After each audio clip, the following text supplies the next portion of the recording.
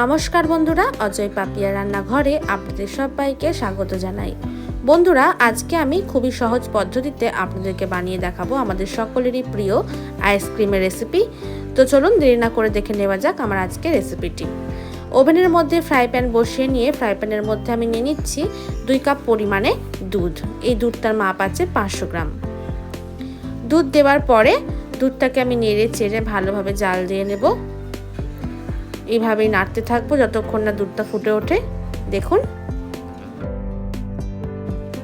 দেখুন বন্ধুরা, দুধ কিন্তু ভালোভাবে জাল দিয়ে নেওয়া হয়ে গেছে। দুধ ভালোভাবে ফুটতে শুরু করে দিয়েছে। এবার আমি এর মধ্যে দিয়ে দিচ্ছি 1/4 কাপ পরিমাণে চিনি। চিনিটা আপনাদের স্বাদ অনুযায়ী আপনারা ব্যবহার করবেন। চিনি দেওয়ার পরে আমি ভালোভাবে চিনিটাকে গলিয়ে নিচ্ছি। চিনিটা এবার ভালোভাবে গলে গেছে। এবার এর মধ্যে আমি দিয়ে দিচ্ছি 1 টেবিল চামচ পরিমাণে কর্নফ্লাওয়ার। কর্নফ্লাওয়ার দেওয়ার পরে ভালোভাবে আমি নেড়ে চেড়ে মিশিয়ে নেব।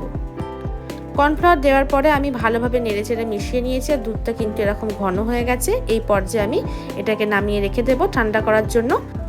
এদিকে আমি নিয়ে নিয়েছি 6টা কাঁঠালি কলা। আমি কাঁঠালি কলা দিয়ে এই রেসিপিটা বানাবো, এই আইসক্রিমটা তৈরি করব। আপনারা চাইলে কিন্তু অন্য যে কোনো কলা দিয়ে এই আইসক্রিমটা বানিয়ে নিতে পারেন। তো প্রথমেই আমি কলাগুলোর খোসা ছাড়িয়ে নিচ্ছি। কলাগুলোর খোসা ছাড়াতে ছাড়াতে আপনাদের কাছে ছোট্ট একটা অনুরোধ রইল বন্ধুরা, আমার আজকের এই আইসক্রিমের রেসিপি আপনাদের যদি ভালো লেগে থাকে প্লিজ লাইক, কমেন্ট, শেয়ার করবেন। আর হ্যাঁ বন্ধুরা, আমার চ্যানেলটিকে সাবস্ক্রাইব করতে কিন্তু একদমই ভুলবেন না। তাহলে বন্ধুরা দেখুন, এখানে আমি 6টা কলার খোসাই ভালোভাবে ছাড়িয়ে নিয়েছি। এবার কলাগুলোকে এইভাবে ছুরির সাহায্যে আমি টুকরো টুকরো করে কেটে নিচ্ছি। আমরা সবসময় ভাবি আইসক্রিম বানাতে গেলে অনেক খরচা লাগে, কিন্তু একদমই না বন্ধুরা। ঘরে থাকা কয়েকটি উপকরণ দিয়েই কিন্তু খুব সহজে এই আইসক্রিমটা আপনারা তৈরি করে নিতে পারবেন। একদমই সহজ উপকরণ দিয়ে তৈরি করে দেখাবো। আর হ্যাঁ বন্ধুরা, খুব অল্প সময়েও কিন্তু এটা তৈরি করে নেওয়া যাবে। তো দেখুন, এখানে 6টা কলাই আমি এইভাবে টুকরো টুকরো করে কেটে নিয়েছি। এটা সরিয়ে আমি রেখে দিচ্ছি। এবার এখানে নিয়ে নিয়েছি একটা মিক্সিং জার।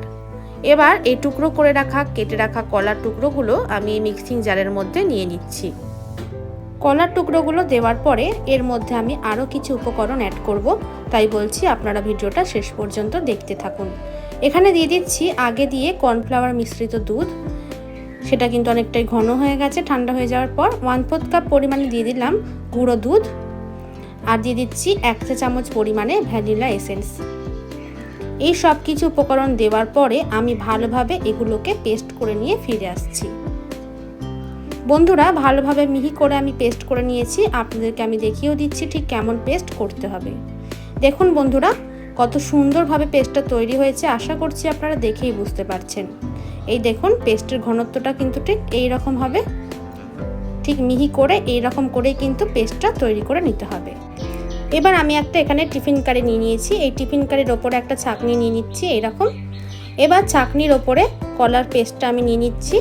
ছাঁকনির সাহায্যে আমি ভালোভাবে ছেঁকে নেব, যাতে এর মধ্যে কোনো দানা না থাকে। কোনো দানা থাকবেও না, কিন্তু তাও আমি ভালোভাবে ছেঁকে নিচ্ছি। এইভাবে চামচের সাহায্যে আমি ভালোভাবে কলার মিশ্রণটাকে ছেঁকে নিচ্ছি। ভালোভাবে ছেঁকে নেওয়া হয়ে গেছে। এর মধ্যে থেকে কোনো দানা জাতীয় কিছু বেরোয়নি। ভালোভাবে পেস্ট করা হয়েছিল। এবার আমি এই টিফিন কারির ঢাকনা বন্ধ করে এটাকে আমি নর্মাল ফ্রিজে 3 ঘন্টার জন্য রেখে দেব। 3 ঘন্টা পর আমি ফিরে আসছি। বন্ধুরা, 3 ঘন্টা পর আমি টিফিন কারিটা ফ্রিজের মধ্যে থেকে বার করে নিয়েছি। এবার একটা মিক্সিং জারের মধ্যে এই কলার মিশ্রণটা আমি নিয়ে নিচ্ছি। 3 ঘন্টা ফ্রিজের মধ্যে রাখার ফলে কিন্তু কলার মিশ্রণটা অনেকটাই ঘন হয়ে গেছে। এবার এর মধ্যে আমি 1/2 কাপ পরিমাণে দিয়ে দিচ্ছি দুধ। দুধটা কিন্তু আমি আগে দিয়ে জাল দিয়ে ঠান্ডা করে রেখে দিয়েছিলাম, তারপরে ব্যবহার করছি। 1/2 কাপ পরিমাণে দুধ দেওয়ার পরে আবারও আমি এটাকে একদম ভালোভাবে পেস্ট করে নিয়ে ফিরে আসব। তো বন্ধুরা, আমি এখানে আবারও এটাকে ভালোভাবে পেস্ট করে নিয়েছি, একদম মিহি করে। আপনাদেরকে আমি দেখিয়েও দিচ্ছি ঠিক কেমন পেস্ট করতে হবে। দেখুন বন্ধুরা, কত সুন্দর মসৃণ পেস্ট কিন্তু তৈরি হয়ে গেছে। আর এই পেস্টের ঘনত্বটা কিন্তু ঠিক এই রকম রাখতে হবে। আশা করছি দেখে আপনারা বুঝতে পারছেন। দুধ ব্যবহার করে পেস্টের ঘনত্বটা ঠিক এই পর্যায়ে রাখতে হবে। এবার আবারও আমি এই পেস্টটা একটা টিফিন কারির মধ্যে নিয়ে নিচ্ছি। বন্ধুরা দেখুন, টিফিন কারির মধ্যে কলার মিশ্রণটা আমি নিয়ে নিলাম। এবার ঢাকা দিয়ে 8 ঘন্টার জন্য আমি ডিপ ফ্রিজে এটা রেখে দেব। 8 ঘন্টা পর আমি আপনাদেরকে দেখাচ্ছি। দেখুন বন্ধুরা, 8 ঘন্টা হয়ে গেছে, আমি ফ্রিজের মধ্যে থেকে টিফিন কারিটা বার করে নিয়েছি। এবার আপনাদেরকে টিফিন কারির ঢাকনাটা খুলে দেখাচ্ছি। কত সুন্দরভাবে আইসক্রিমটা জমেছে, আশা করছি আপনারা দেখেই বুঝতে পারছেন। এবার টিফিন কারির সাইডগুলো এইভাবে ধরে ধরে একটু টেনে টেনে দেব, এতে কিন্তু আইসক্রিমটা খুব সহজেই টিফিন কারির মধ্যে থেকে বের হয়ে আসবে। আর ছুরির সাহায্যে সাইডগুলো এইভাবে একটু করে নেব। দেখুন আমি কিভাবে করছি, ঠিক এইভাবেই আপনারাও করে নেবেন। এইভাবে ছুরির সাহায্যে আইসক্রিমটা আমি বের করে নিচ্ছি, এতে আইসক্রিমটা খুব সহজেই এর মধ্যে থেকে বেরিয়ে আসবে। এবার একটা প্লেটের মধ্যে আমি টিফিন কারিটা উপর করে দিলাম, আর ওপর দিয়ে এভাবে একটু মারলেই কিন্তু খুব সহজেই আইসক্রিমটা টিফিন কারির মধ্যে থেকে বেরিয়ে চলে এলো। এবার আমি কিছু আমন্ড কুচিয়ে রেখে দিয়েছিলাম, সেটা এইভাবে ওপর দিয়ে দিয়ে দিচ্ছি ডেকোরেশনের জন্য। এটা সম্পূর্ণই অপশনাল, আপনারা চাইলে দিতেও পারেন আবার না দিতেও পারেন। দেখুন আমন্ডটা দেওয়ার পরে কত সুন্দর দেখাচ্ছে। যতটা সুন্দর দেখতে হয়েছে খেতেও কিন্তু ততটাই ভালো হয় বন্ধুরা। আপনারাও ঠিক এইভাবে একবার বাড়িতে আইসক্রিম বানিয়ে খেয়ে দেখুন, আশা করছি আপনাদেরও খুবই ভালো লাগবে। এবার আইসক্রিমটা আমি আপনাদেরকে কেটেও দেখাচ্ছি, আইসক্রিমের ভেতরটা কতটা সুন্দরভাবে তৈরি হয়েছে। দেখুন কত সহজেই কিন্তু এটা কেটে যাচ্ছে, আর ভেতরটাও কিন্তু একদম ক্রিমি তৈরি হয়েছে।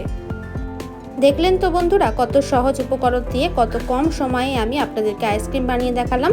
আপনারাও দেরি না করে ঠিক এইভাবেই একবার আইসক্রিম বানিয়ে খেয়ে দেখুন, তারপরে আমাকে জানাবেন যে আপনাদের কেমন লাগলো। তো বন্ধুরা, আজ এই পর্যন্তই। ভিডিওটি শেষ পর্যন্ত দেখার জন্য অনেক অনেক ধন্যবাদ।